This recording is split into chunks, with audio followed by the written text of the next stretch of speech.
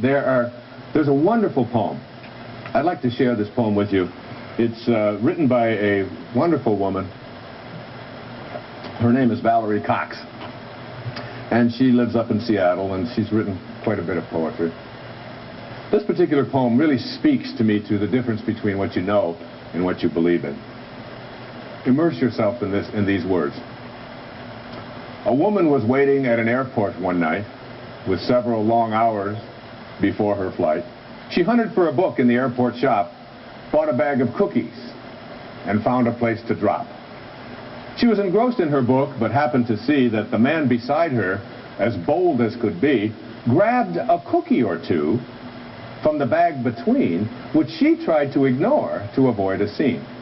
She munched cookies and watched the clock as this gutsy cookie thief diminished her stock. She was getting more irritated as the minutes ticked by, thinking, if I wasn't so nice, I'd blacken his eye. With each cookie she took, he took one too.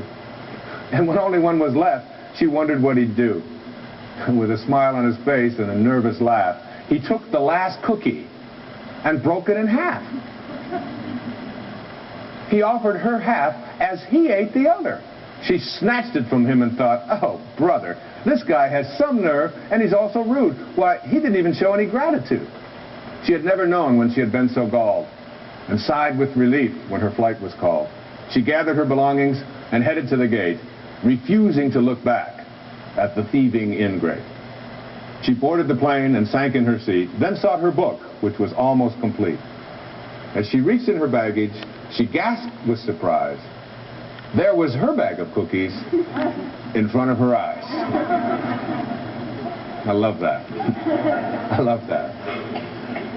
If mine are here, she moaned with despair, then the others were his, and he tried to share.